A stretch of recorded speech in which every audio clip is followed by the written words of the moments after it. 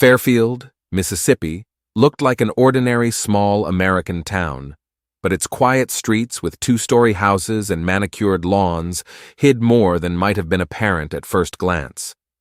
Somewhere on the outskirts, in a house with a white picket fence, lived Jason and Jamie Randalls.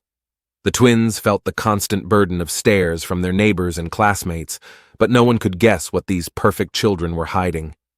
Jason was an athlete, a talented basketball player, the pride of the school.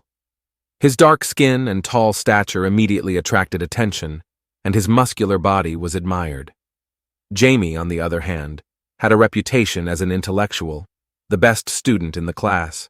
Her beauty was restrained, but she always had eyes on her, envious or admiring depending on who was looking.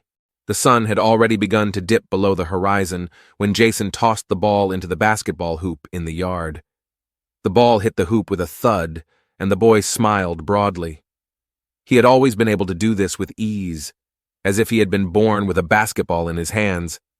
"Jason," his sister called from the second-floor balcony, "dinner's ready."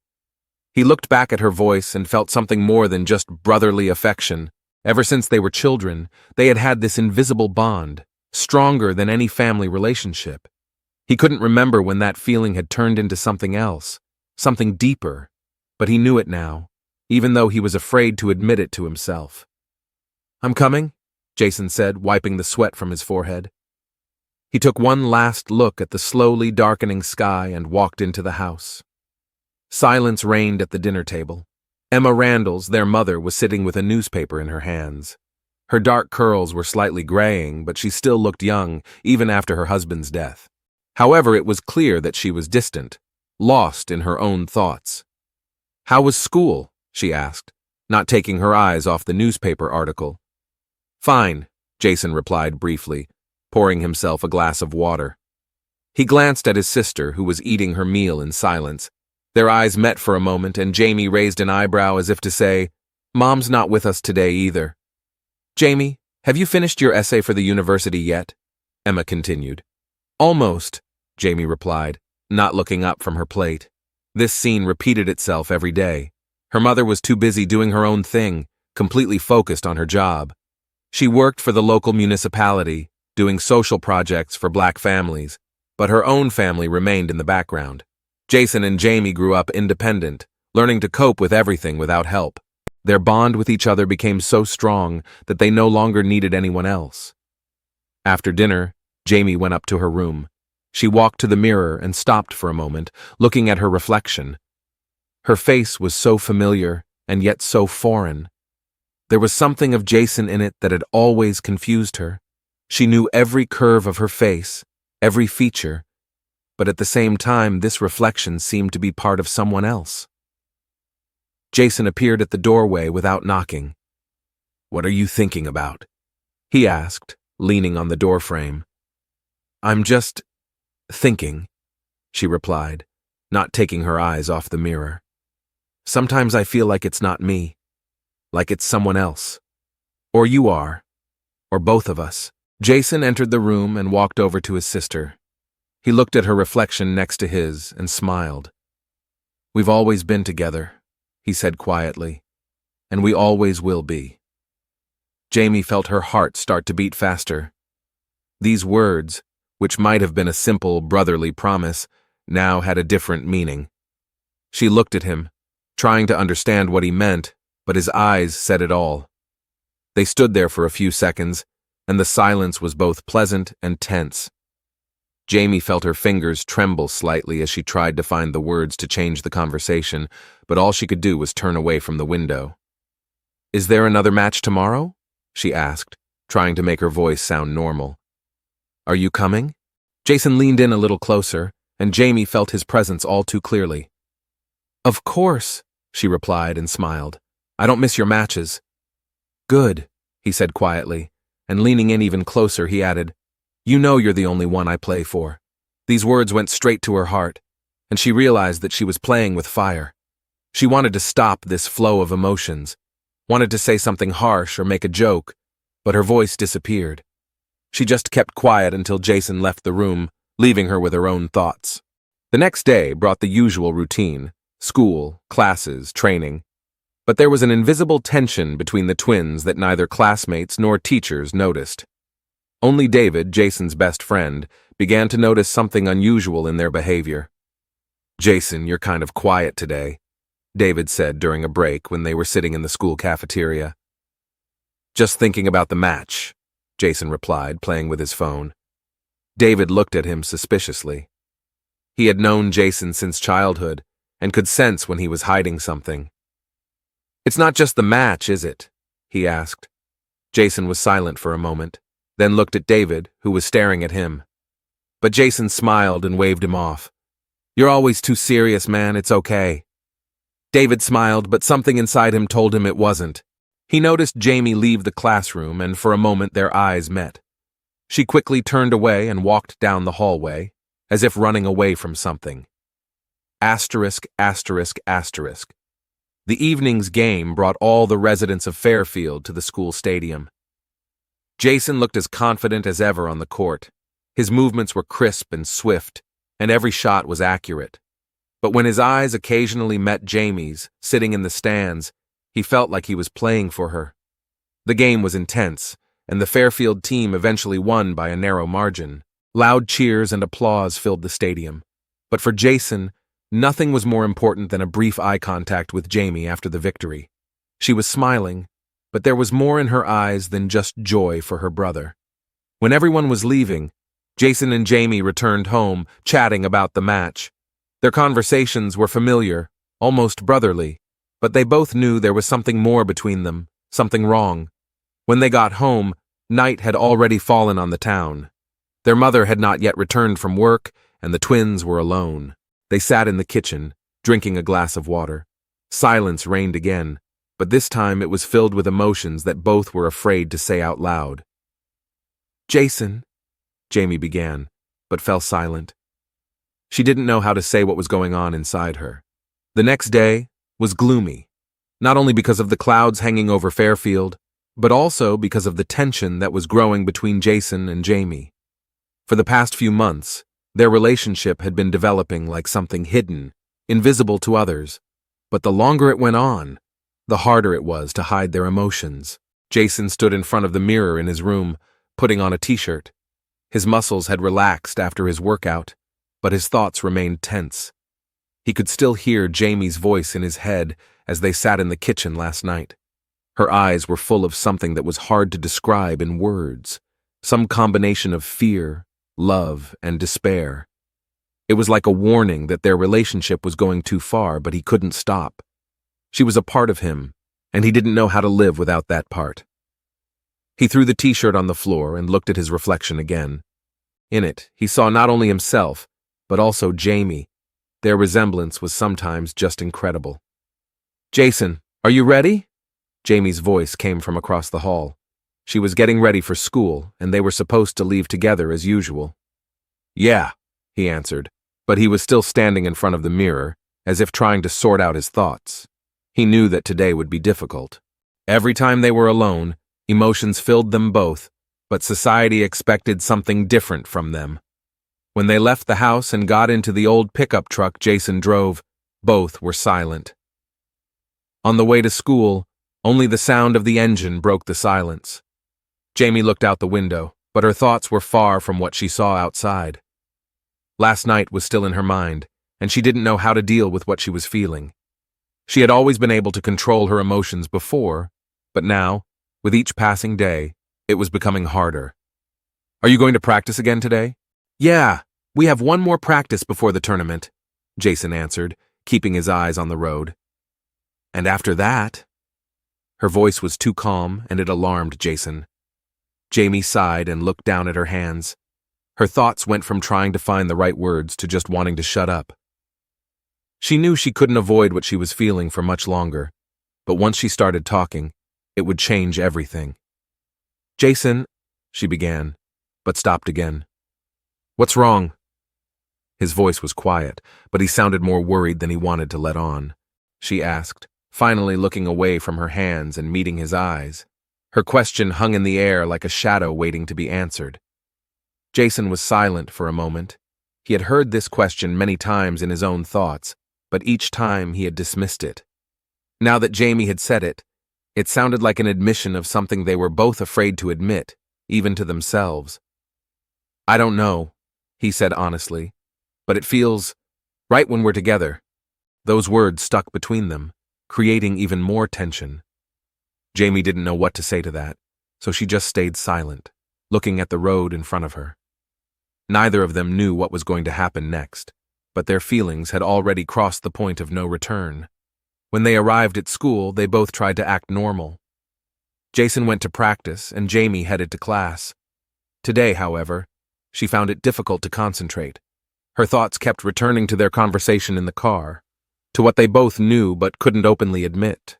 During recess, she went out to the schoolyard, hoping to calm down a bit.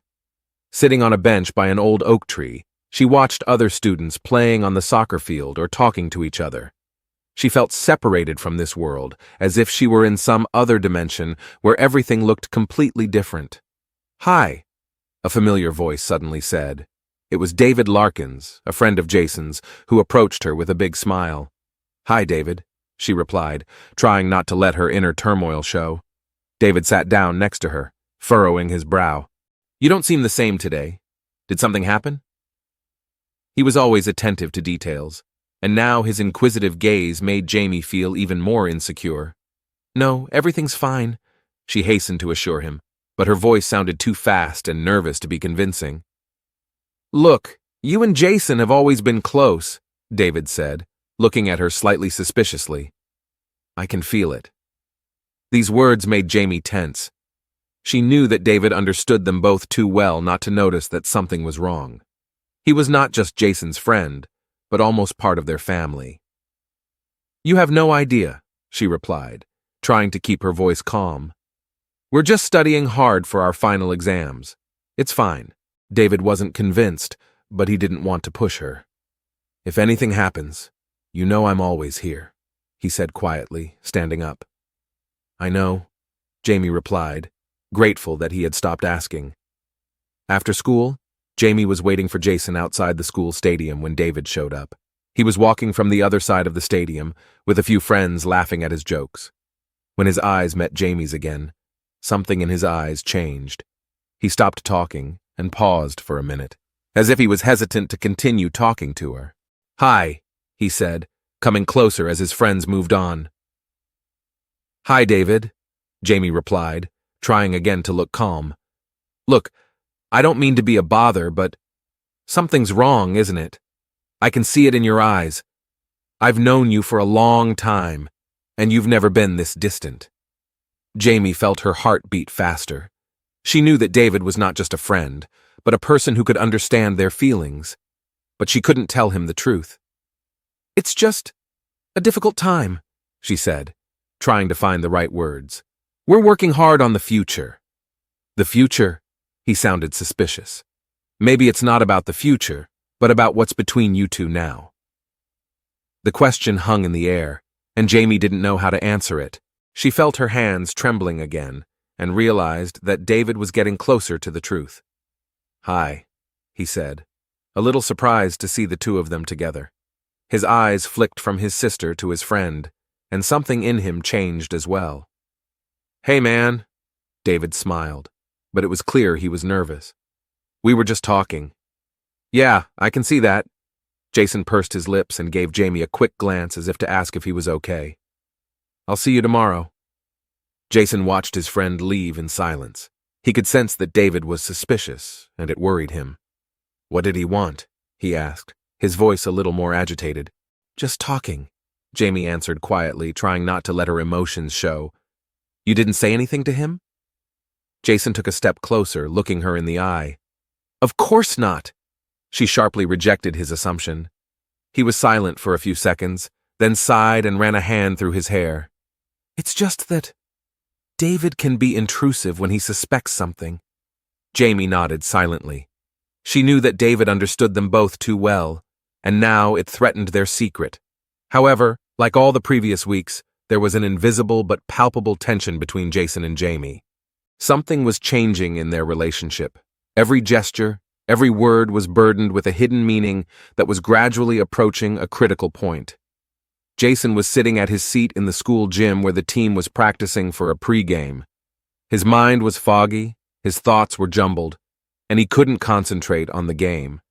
His coach, Mr. Mackenzie, noticed something was wrong when Jason missed the basket several times, which had never happened before. "What's wrong with you today?" yelled the coach as he threw the ball in Jason's direction. "Focus, because tomorrow is the finals." Jason just nodded, but in his heart he felt that all this talk about basketball didn't matter right now. He wanted only one thing: to decide what to do about what had happened between him and Jamie. He had always been a man of action, always knew what he wanted, and always achieved his goals. But now, more than ever, he felt like he was losing control of his life. That night in their home, everything was almost as usual. Jamie was sitting in her room preparing a presentation for tomorrow's class, but her mind was wandering far away. She knew she couldn't avoid talking to Jason. She was disturbed by their closeness, which was becoming more and more invisible to others, but more and more obvious to them. Jason appeared at her room door as usual. She wasn't even surprised. "Jamie, we need to talk." His voice was quiet, but serious. It was not an ordinary brotherly request, and Jamie felt it. "About what?" she asked, even though she knew exactly what he wanted to say. "About us." Jason walked to the window and looked out at the dusky sky. Jamie took a few steps forward and stopped a few meters away from him. Her heart began to beat faster. They both knew that this conversation was going to happen sooner or later, but neither of them was ready for it. "This isn't right, Jason," she finally whispered. "We can't go on like this." He turned to her, his eyes filled with a mixture of determination and pain. "I know," he replied, trying to find the right words. "But you know it's not that easy either. I can't just turn away and forget everything we've been through together. I can't deny how I feel." Jamie came closer and looked at him. Tears glistened in her eyes, but she held on. "We have to stop," she said almost desperately. "This will destroy us." Jason lowered his head, shocked by her words. He knew she was right, but at the same time he felt it was too late. Their emotions had gone too far, and they couldn't take it back. "Maybe," he whispered softly. "But even if we try to stop, it will still be with us. We can't be the same anymore." These words sounded like the final blow. Jamie knew he was right, but that only made things more complicated. Their emotions were tangled, and every next step seemed dangerous. "What do we do next?" she asked, not having an answer even for herself. Jason didn't answer right away. He took a few steps toward her, stopping only an arm's length away. Her heart beat faster as she felt his presence so close. It was as if every gesture they made increased the tension between them that they couldn't stop. "I don't know," he finally said, "but we have to find a solution. We have to change something." The phrase hung in the air, leaving them both in a state of limbo. Later that night, when Jason had already returned to his room, Jamie felt a weight on her mind. Her heart was heavy with the conflict between her mind and her emotions. She knew that they had to stop, that it had gone too far, but something inside her wouldn't let her say the final no. During these thoughts, she received a message from David. Asterisk, asterisk. David, asterisk, asterisk. "Can we talk? I feel like I missed something. I'm concerned about what's going on between you two." Jamie froze when she read these words. David had noticed something was wrong for a long time, but now he was close to finding out the truth. Her heart clenched with fear. How could he know? What exactly was he suspecting? Jamie said, "It's okay. You're wrong. Nothing is going on." She knew it was a lie, but she needed to buy time. David had always been their friend, but if he found out the truth, it would ruin everything. She couldn't let that happen. "I find it hard to believe. You've both changed. I know it's none of my business, but if something happens, I need to know." These words left her unanswered. What could she say? How could she explain something that defied explanation? Jamie turned off her phone and lay down on the bed, trying to find some solution. Her thoughts were so confusing that she didn't even notice how she started to doze off, falling into the darkness of her emotions. The next day, Jamie went to school, feeling like she was walking on the edge of a cliff. Her relationship with Jason was like a taut string that could break at any moment. They were both on edge, and every next step could lead to disaster. During the long break, Jason met up with David again on the basketball court. This time, however, David looked serious, and Jason noticed. "Something's wrong?" he asked, throwing the ball into the basket but glancing at his friend. "Yeah, something's wrong," David replied, throwing the ball back to him. Jason noticed the cold tone in his friend's voice, and it alerted him. "About what?" "About you and Jamie," David said, not taking his eyes off the ball. The question hung in the air like a knife ready to fall. Jason stood there for a few seconds, not knowing what to say. He knew that David would not give up easily. "It's nothing," Jason said, trying to be as calm as possible. "We just got a little distant, that's okay." David looked at him, as if trying to read his mind. "Jason, I've known you both since we were kids, and I can see that you're not the same people you used to be. Something has changed, and you can't deny it." "David, you're wrong," Jason said firmly. "We're just older and busier." But David didn't give up. "I don't know what it is, but I feel like you're hiding something important, and if it's what I think it is—" David didn't finish, but his gaze hardened. The words were like a sentence. Jason felt his heart skip a beat. He took a step back, trying to figure out what to say next, but all he could do was remain silent. That night, everything changed. Silence descended on the Randalls' home, and darkness enveloped every corner. But in one of those corners was a secret that was to be revealed that night. What was hidden had to come out. At dawn, a body was found. The world of Fairfield was shaken by the news of a murder. One of the twins, Jason or Jamie, was at the center of this tragedy, but no one knew exactly what happened. Chapter 4. Foggy Trails. The town of Fairfield was paralyzed by the news of the murder. Everyone was shocked by what had happened to the Randalls family. Rumors spread like wildfire, and everyone in town had a different version of what might have happened that fateful night. But no one had all the details. No one could put the whole picture together. The Randalls' house was surrounded by police cars, and locals were already gathering around, cautiously watching what was happening. Their faces reflected a mixture of curiosity and fear, but no one came too close. A town that had become accustomed to its measured, peaceful life was suddenly faced with a terrible tragedy. Detective Melvin Gaines stood near the entrance to the house and watched the police officers do their job. He was well known in Fairfield. He had once been a resident of the town himself, but had left after serving in the military to pursue a career in law enforcement. Now, he had to return to the place he left years ago. But this return was far from what he had ever hoped for. Gaines slowly breathed in the cool morning air and entered the building where the crime scene was being examined. His first impressions were difficult. The room where the murder took place looked as if someone had stopped time. There was a body on the floor, and the blood was slowly trickling down, forming a dark puddle. "What do we have?" Gaines asked the forensic expert. "A young man, 17 years old. Death was caused by multiple stab wounds. Estimated time of death is approximately midnight," the medical examiner replied, not looking up from his work. "No signs of a struggle, so he may have known his attacker." Gaines nodded and looked up at the body. Even without a closer look, he already knew who it was. Jason Randalls was lying on the floor, his eyes half open, but they no longer had any life in them. "Any family in the house?" the detective asked, looking around the room. "My sister, Jamie. She found the body but doesn't remember anything. She says she woke up in the night screaming, but when she ran, her brother was already dead." Gaines nodded thoughtfully. This was beginning to resemble a classic story where all the facts pointed to the next of kin. But it wasn't enough. He knew that things could be much more complicated than they seemed at first glance.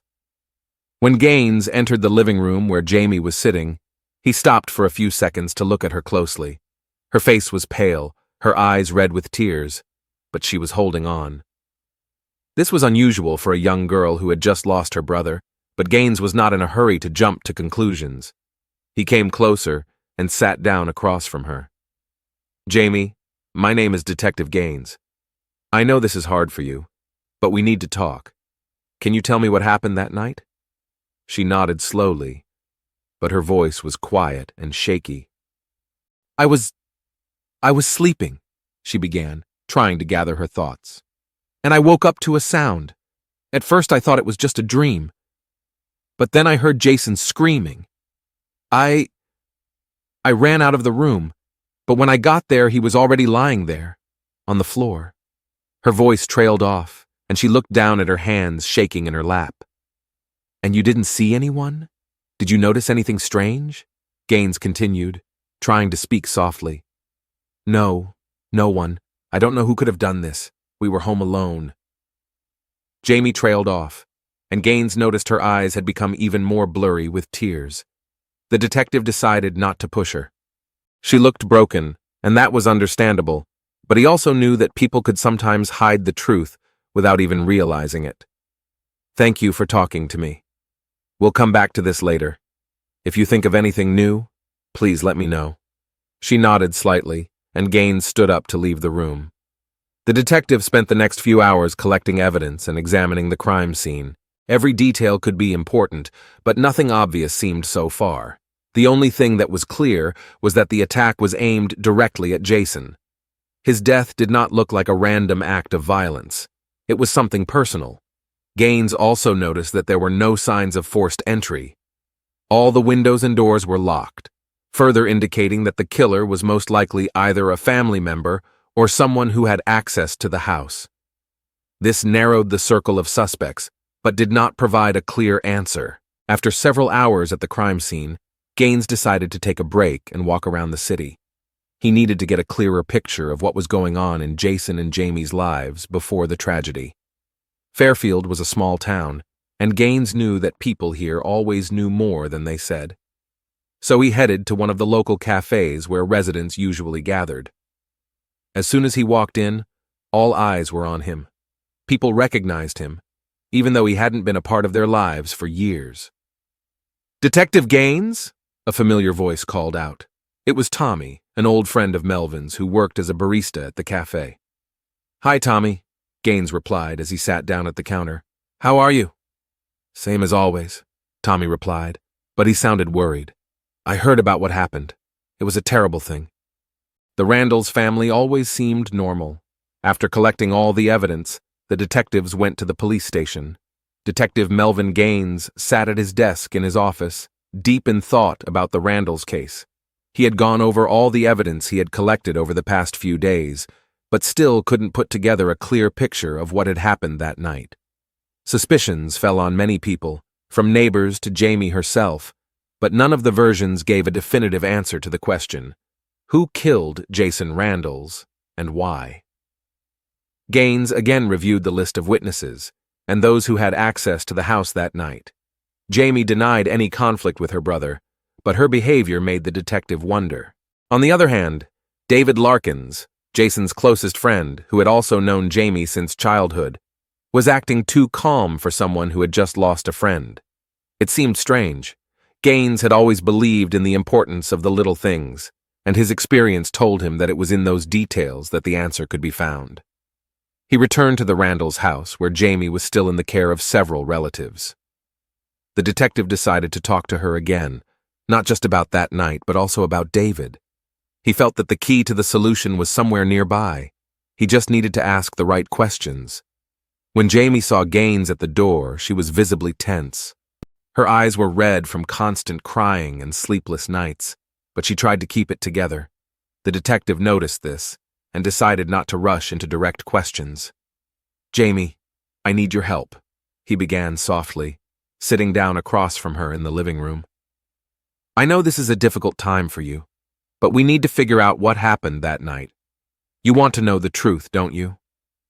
The girl nodded without saying a word. "You know David Larkins well, don't you? He was a close friend of your brother's," Gaines continued, watching her reaction. "Yes," she finally replied. "We all grew up together. He was always there for me and for Jason." "And how do you think he perceived the two of you? As close friends? Or maybe something more?" Gaines spoke carefully so as not to cause her too much stress, but his question was important. I don't know," she said uncertainly, but Gaines sensed that she was hiding something. "Jamie," Gaines said gently but firmly, I think you know more than you're telling. You may not want to believe it, but I sense that David was interested in more than just your friendship. Could he have had feelings for you? Jamie closed her eyes, and her lips pressed together. She looked as if she was struggling with thoughts she had been trying to push down for a long time. He hinted at it once, she whispered. But I didn't take him seriously. We were just friends. I thought it would pass. Did you tell Jason about this? Gaines asked, sensing that his suspicions were beginning to form into something more real. Jamie opened her eyes and looked at the detective. No, I didn't want Jason to worry. He'd be furious. Jason has always been very protective of me. Protective, you say? Gaines nodded, making a note to himself. Do you think Jason could have guessed how David felt? Maybe that was the reason for the conflict between them? Jamie nodded slowly, her eyes filled with tears. I don't know for sure. But they had been fighting a lot in the last few weeks. I didn't know what it was about. Maybe it was me. These words confirmed Gaines' suspicions. He realized that David was probably jealous of Jason. Their friendship could have collapsed because of the feelings David had for Jamie, and perhaps that's what led to the horrific incident. The next day, Gaines decided to act quickly. He had to talk to David in person. The detective met him at a local park where David often spent time after school. When Gaines approached him, the boy looked a little surprised, but remained calm. Hi, David, can we talk? Gaines asked, sitting down on the bench next to him. Sure, David nodded, although there was something uneasy in his eyes. You were a close friend of Jason and Jamie's, it's true, but I also know that your feelings for Jamie went beyond friendship. I don't know what you mean, he said quietly, looking away. I think you do, Gaines continued, calmly but insistently. Jamie herself said you hinted at your feelings for her, and I also know that there's been tension between you and Jason in recent weeks. You've been fighting about her, haven't you? David clenched his jaw and was silent for a moment. Then, tilting his head back sharply, he took a deep breath. You don't understand, he finally said, his voice rougher. I loved her. I always have. And I tried to be good, to support her. But Jason was always there. He wouldn't let her take a step on her own. And I realized that he wasn't just her brother. He was in my way. Gaines listened in silence, letting David speak. It was exactly what he suspected, jealousy. A powerful and destructive emotion that had driven David to commit a terrible act. And what happened that night? Gaines asked, looking him straight in the eye. David seemed confused for a moment. Then his face changed. He sighed and lowered his head as if he had finally given up. We had a fight. Again over Jamie, he began, his voice barely audible. He said I had no right to interfere in their affairs, that I shouldn't love his sister, but I couldn't take it anymore. I lost control. Gaines remained silent, letting David continue. We started fighting. At first I just wanted him to hear me, but then it got out of hand. I don't know how it happened. I took the knife and just did it. His voice trailed off, and he covered his face with his hands. Gaines remained a silent witness to this confession. He knew that words would not help now. David felt the weight of his guilt, but it was too late.